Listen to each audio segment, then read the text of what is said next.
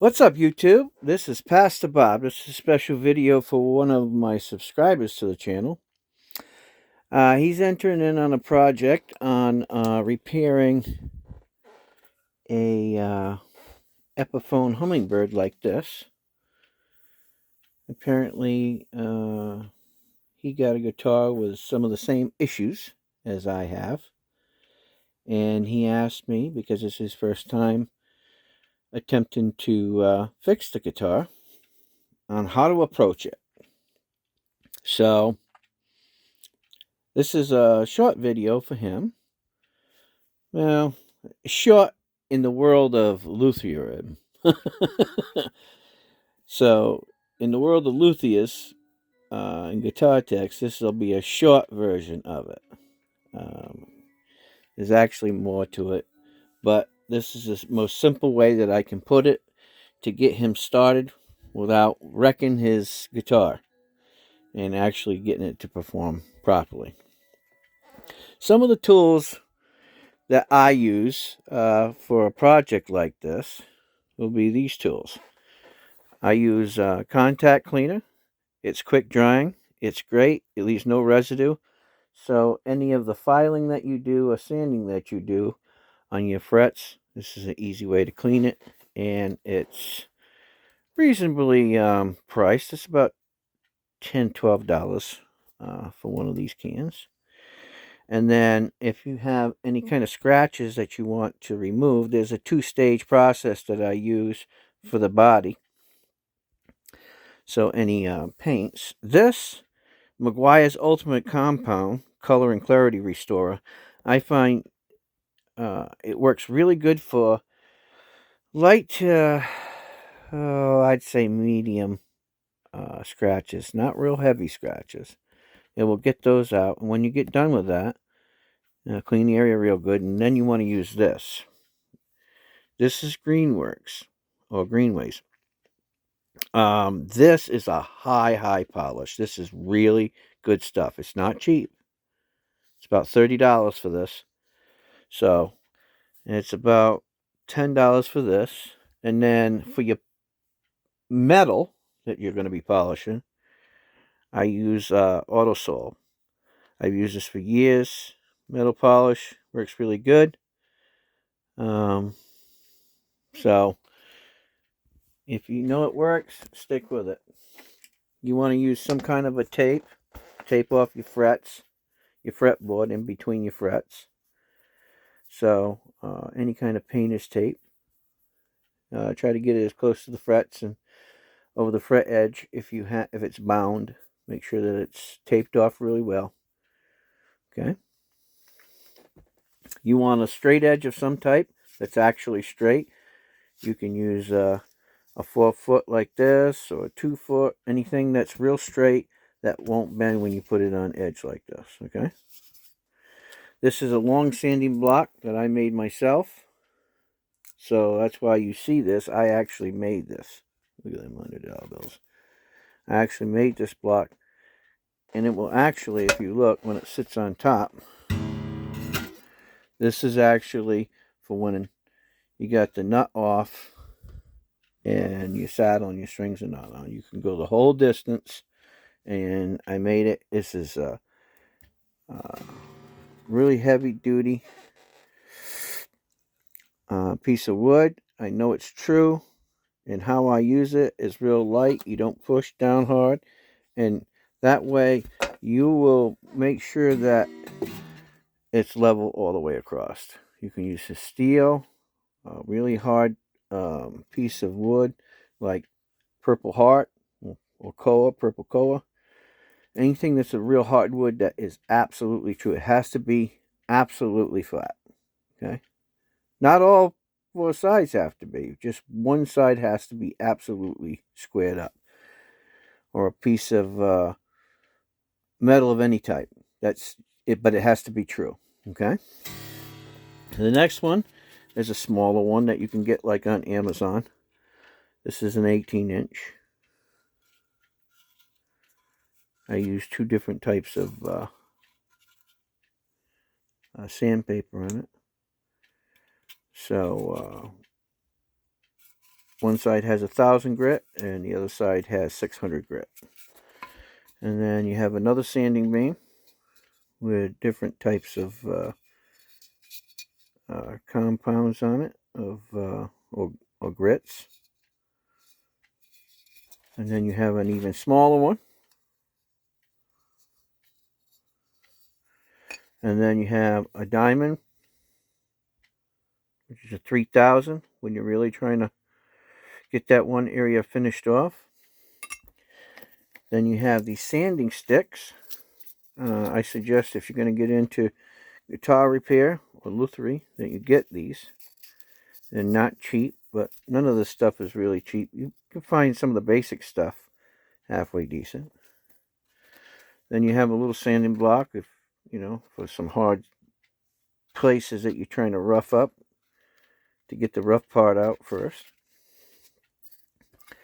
Then you got a rocker, which I'll show you this here in a minute.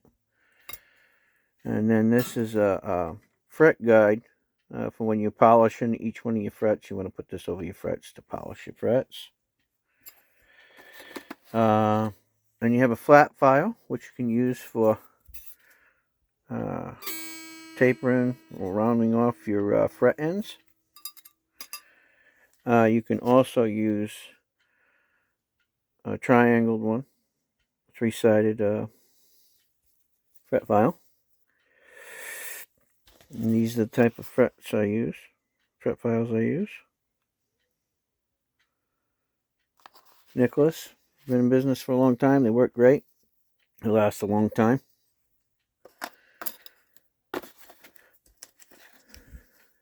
Nut file for filing your nut. In case you have to readjust your nut for some reason, you want a good fret file. And last but not least, do not cheap off on this next piece.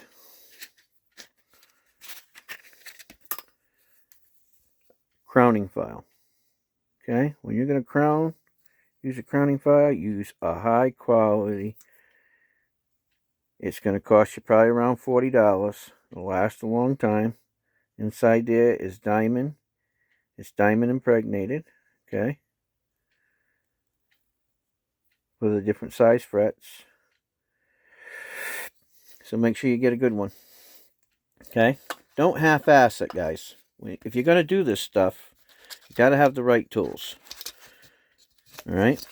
If you have the right tools, and these are just basic tools, right? But if you have these basic tools, you can get just about everything you need to get done, right? When it comes to frets. You can get yourself a vernier caliper. So if you want to measure the distance of each fret from where it goes dead. So say it was dead all the way up to the 12th fret.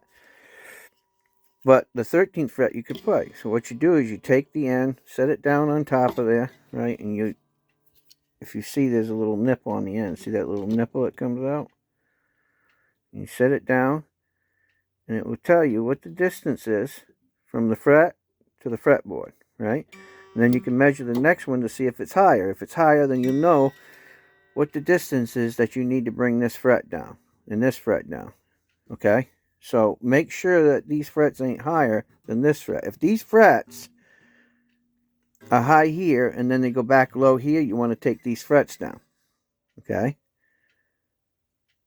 I'm just letting you know that, okay? You'll have to take the frets down because this should be level all the way across, okay?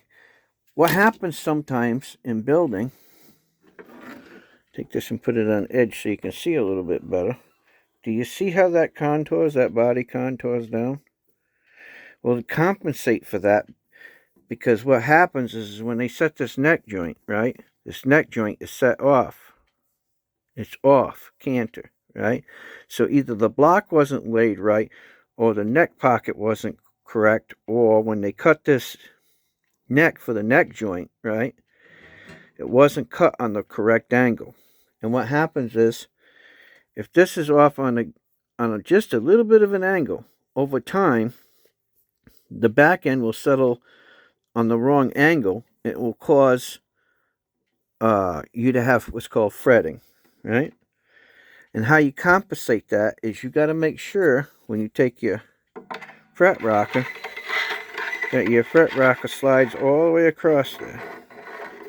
Like that. You see that? See how that's done? Oh, keep pushing down, but you can see how it's done. See that?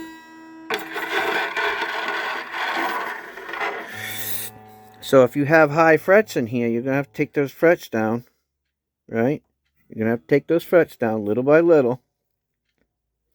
And then what you're going to have to do is readjust your saddle. And how you can do that is instead of getting a new saddle, especially if you run an electronic selector in here, you're going to take slivers with a pair of scissors, right? Take a pair of scissors, and you're just going to cut small slivers about the width of that will fit right down underneath there, okay? And generally, 3 to 5 might do it for this type of situation. But you'll have to keep taking and loosening up the strings and putting pieces underneath. You put the pieces underneath the transducer that's underneath that saddle. Okay? You don't put the paper on top of the transducer. You put the paper or the cardboard or whatever you're going to use to raise the height of your saddle, okay, underneath the transducer. All right? It'll look just like just a plain wire. All it's doing is it's registering the vibrations coming off of the strings, okay? From where the vibration comes down through the saddle and across that transducer, right? So that's how you want to do that. And it's going to take several times. You got to have patience. You're going to tighten it up. You're going to tune it. It's not going to be right. You're going to take it back down. You're going to put a couple more, tighten it, tune it. And then eventually you're going to find where the happy medium is, okay? But what you got to remember is if you're high here, right, and it's rocking here, right, which this ain't because I fixed it, but if it's rocking here, you're going to have to take these frets down, all right? You're going to have to take them down. So tape off all this area up here, tape off all this area down here real good. You put a piece of cardboard on there or whatever, because let me tell you, even me, and I can usually do it without it, but even me, sometimes I get scratches. Okay, so I'm just telling you, for safety, not scratching it up and making yourself have more work, you want to do it that way. And then just concentrate on those frets that are high. Do one fret at a time. Get that to where when you put your fret rocker across these frets, now you're good, right? There ain't no rocking. And if it hits the next one, this one here, and this is rocking, which this isn't rocking, but just imagine it was rocking, right? Then you want to take that one down. Then you go to the next one, until it doesn't do it no more. All right? Once you get this part straight, and you want your neck straight when you're doing this, guys. Okay? So if you need to, take your truss rod cover off, and then adjust your truss rod. You want this to settle. Give it about an hour or two to settle every time. Take a quarter turn at a time until you get it straight. Okay? Doing it little by little. The reason why is you don't want to over adjust it and crank on it, because you could have put a lot of pressure on it and it ain't fully settled. And the next thing you know, you got a big old bow in it. Okay? So just do it little by little. Give it a quarter turn, wait an hour. Give it a quarter turn, wait an hour. Until you see it start to come level. Once you're level, and you can run this baby across here like this, then you know it's good. Alright? And that's how you do that. Once you got it level, then you check and make sure that you ain't got any rocking issues, right? And if you have the high frets, you address those frets one at a time. Address the first one, rock it, see if there's any problem. Go to the next ones, rock it, see if there's any problems, until you don't have any more rocking issues. Okay? And then what you want to do, because if it dips down a little bit, you want to raise the saddle. It'll be a little high back here playing, but let's face it, Most people are not back here playing. Some people, and the people that argue this point, are the people that actually play back there. But 99.9% of the people who play acoustic guitar are not playing back there. They're only playing up here, 12th fret from the 1st fret to the 12th fret. But it ain't going to play right if these frets are high back here. You'll have what's called the hump of death. So once you fix these, then you raise your saddle up, and then you shouldn't have any problems. Okay? It seems easy. It's time consuming. It'll take you a couple of days to do it. All right? Take your time. Make sure that you tape it all off good, and do it 1 fret at a time. Okay? 1 fret at a time. And how you know if it's those is if you get in here and you set this on here, and you can tip to that one and tip to that one, and it's these 4 frets that are doing it, then these 4 frets will have to come down. But you want to do them one at a time. Not all of them. No, it doesn't make sense, but just please listen to me, because that's how you have to do it. And then once you get close to where you want to be, then you run your sanding block down it a couple of times, right? When you're getting close, if you have to use a file, but. And what you can use is a number 12. That's what I used on this. 12 radius block. So this is a 12 radius block, one of them. I have several. 12 radius blocks and several 9.5. 9.5 is Fender standard 12.5. Most of your acoustics, some of them are different. Some of them may be 16. Some of them may be, 10, 9.5, They're all over the place because everybody's different these days, okay? So, but I used on this a 12, okay? A number 12 block. I used 3 different ones, okay? And that's pretty much it. So you'll need a 12 radius block, and then, some kind of flat block. You can pick these up on Amazon or eBay,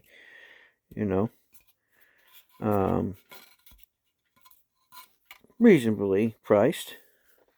Couple other little tools. You'll definitely need these 2 things, right? Absolutely. You'll need these 2 things. You'll definitely need your sanding beam, at least an 18-inch, right? And a crowning file, get a good crowning file. Don't buy a cheap one, because all it's going to do is be a pain in your neck, and you're not going to get the finish that you want. So buy a good one. Pay the $30 or $40, okay? You'll need these things in case you do boo-boo. You'll need this for polishing, because it works really good. And if you take the polish with the sanding stick, it works really, really good, guys. Okay? And you should get it. Just go slow. Don't try to take a whole bunch of meat off. Don't get the grinder out of the shop and try to grind it down. No. Don't be a bonehead. Don't do that. Okay? Don't try to get your belt sander out and take it down with a belt sander because you have no patience. Don't do it. You're going to ruin it. Then you're going to have to do a fret job. And doing a fret job with a bound neck is more detailed work than without. So, don't be stupid. Take your time. Buy the right tools. That's why we do it by hand. That's why luthiers do it by hand and techs do it by hand. Just take your time. Buy good tools. They'll last you forever. If you're saying, oh, I'm only going to do it once, look. Once leads to twice. Twice leads to 6 times. 6 times leads to, 120 times. So, just buy the good tools. And then if you decide that you don't want to use them anymore, clean them up, put them on eBay, take a hit, because you used them, but somebody will buy them. But there's nothing like good tools, okay? So, take your time and patience and do it the right way. Now, on some cases, there might be frets a little high. Okay, get yourself a fret hammer, something simple. You can buy one of these cheap ones like this. I got this in the kit that I didn't need the rest of the kit, but I got this. And you can just tap them frets down a little bit. See if it's the frets, they just rose up out of there. Sometimes that happens. That'd be the first thing I check. You don't bang on this like you're just trying to drive a 16 penny nail. You just tap on it little by little. Tap on it little by little. Make sure that you have a neck rest. Okay, and when you're tapping on it, you want the neck rest underneath where you're tapping on those frets. All right. I use this hammer too. Okay, this is my SK. This is a USA SK. But you know, I've got years of experience of using that type of hammer, so it's a little bit different than using this little dinky donkey. Now, this is okay for small frets, you know, and just starting off. Probably a lot better. In some cases, you know, I use a tack hammer, all right? But I use a tack hammer to do a certain thing with it. Like if I'm going to round off these fret ends, and I'm just going to ping them, what's called pinging. I ain't going to get into explaining that. That's a luthier trick that I learned from a master luthier in Germany when I was studying under him. And so, you know, there's just some tricks that I don't teach people, and that's just the way it is. People can get upset and mad at me, but that's just, you know, it wasn't free to me, and I'm not just going to give it away. Not that type of information. I'll give other information, the basics of it, but sometimes you just got to learn things in life, right? And you got to learn along the way and find what works best for you. Everybody's hands are different. Everybody's eyes are different. Everybody's hand-eye coordination is different. Everybody's patience are different. And everybody's time is different. So even though you have the tools and you see somebody use them a certain way, doesn't necessarily mean that your body is going to do that exactly the same way as somebody else. Know that, okay, before you take on this trip. Another thing, once you have it working, right, if you look, I have a little relief in this neck. Okay, I put a little bit of relief in this neck. Just a little bit. But it plays wonderful. I did a demonstration. This guitar was, I had to address the frets, and then I had to level all the frets, and I still have to take the strings back off, and I have to polish all the frets, and then polish the body back up, and it'll be all done. It's a brand new guitar. But it just wasn't addressed properly at the factory. There were some things done that were improperly done at the factory. And without me getting down in here and seeing how this neck joint is and how the block is and all of that, which I don't need to get into that because I know how to fix it without doing that, there is an issue there. So, anyways, I hope this was helpful to Stephen, one of my viewers. He reached out to me and asked me if I could help him out. This is his first time, so I wanted to give him some pointers. But, you know, he's got to have the right tools and some of the simple things that you can purchase on Amazon, you know. If you want to get into this, this is what you got to have. These are the basic things. Now, there's more advanced tools, but, you know, I've got tools, and this is just what I have here in my bedroom. I bought something new. I seen these on Temu. Was it Temu? No, it wasn't Temu. It was AliExpress. And these are sponge blocks for polishing up the frets. So I'm going to try these. I never used them before, so I'm going to try them out. But there's a lot of tools that I use, you know. And there's a lot of things that I do that are a little bit different than other luthiers or guitar techs. Only because I found little tricks of the trade. Now, here's another thing that I want to show you. When you're doing these frets, right, to make sure that you're not grinding into this other fret. So if you want to do this fret, and you don't want to do this one or this one yet, to make sure that you're not touching this fret, there's a couple of different ways you can do this, okay?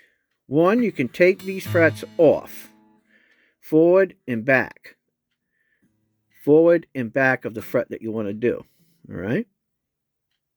And that way you know if you're running into this area. So you could actually tape all these frets off, right? Just to get this one fret.